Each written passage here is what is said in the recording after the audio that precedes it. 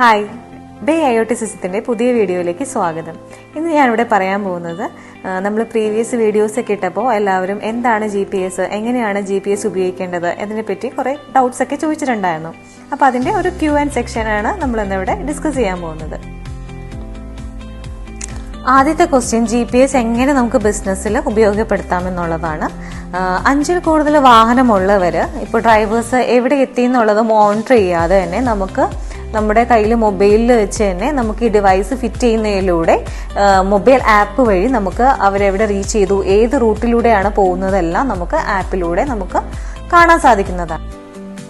അപ്പോൾ അത് നിങ്ങളുടെ ബിസിനസ്സിനെ കുറച്ചുകൂടി എളുപ്പമാക്കും. കാരണം ഓരോ ഡ്രൈവേഴ്സും ഈ 5 ഡ്രൈവേഴ്സും എവിടെ എത്തി, അതുപോലെ ഏത് റൂട്ടിലൂടെയാണ് പോകുന്നതെല്ലാം നമുക്ക് വിളിച്ച് ചോദിക്കേണ്ട ഒരു ആവശ്യമില്ല. നമുക്ക് വീട്ടിലിരുന്ന് തന്നെ അല്ലെങ്കിൽ മൊബൈൽ ഡിവൈസിൽ ആപ്ലിക്കേഷനിൽ നമുക്ക് ഇവരെ കാണാൻ പറ്റുന്നതാണ്.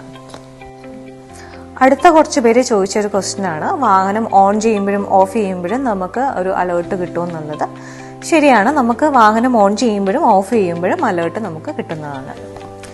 അടുത്ത നിങ്ങളുടെ ക്വസ്റ്റ്യൻ എന്താണെന്ന് ചോദിച്ചു കഴിഞ്ഞാൽ ലീഗലി അപ്രൂവ്ഡ് ആണോ എന്നാണ്. യെസ്, ഓഫ് കോഴ്സ് നമ്മുടെ ഈ GPS ലീഗലി അപ്രൂവ്ഡ് ആണ്, RTO സർട്ടിഫൈഡ് ഉള്ളതാണ്. നിങ്ങൾക്ക് എളുപ്പം വെഹിക്കിൾ ടെസ്റ്റ് ഇതിലൂടെ പാസ്സാവാൻ പറ്റും. അടുത്ത കുറച്ച് പേരുടെ ഒരു ഡൗട്ട്സ് ആയിരുന്നു, നമുക്ക് പേഴ്സണൽ യൂസിന് നമുക്ക് ഈ ഡിവൈസ് ഉപയോഗപ്പെടുത്താൻ പറ്റുമോ എന്നുള്ളത്. ശരിയാണ്, നമുക്ക് ബിസിനസ് പരം മാത്രമായിട്ടല്ല, നമുക്ക് പേഴ്സണൽ യൂസിനും നമുക്ക് ഈ ഡിവൈസ് ഫിറ്റ് ചെയ്താൽ നമുക്ക് യൂസ് ചെയ്യാൻ പറ്റും. അടുത്ത കുറച്ച് പേര് നമുക്ക് ചോദിച്ചിട്ടുണ്ടായിരുന്നു, വാഹനം നഷ്ടപ്പെട്ടാലോ അല്ലെങ്കിൽ മോഷ്ടിക്കപ്പെട്ടാലോ നമുക്ക് ട്രാക്ക് ചെയ്യാൻ പറ്റും എന്നുള്ളത്.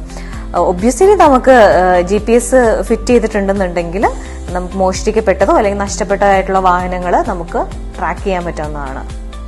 നമ്മുടെ ഈ പുതിയ GPS ഡിവൈസിനെ പറ്റി കൂടുതൽ ഡീറ്റെയിൽസ് അറിയാനായിട്ട് നമ്മുടെ ചാനൽ ഫോളോ ചെയ്യുക, കൂടുതൽ അപ്ഡേഷന് വേണ്ടിയിട്ട് സബ്സ്ക്രൈബ് ചെയ്യുക. അപ്പോൾ നമുക്ക് വീണ്ടും കാണാം.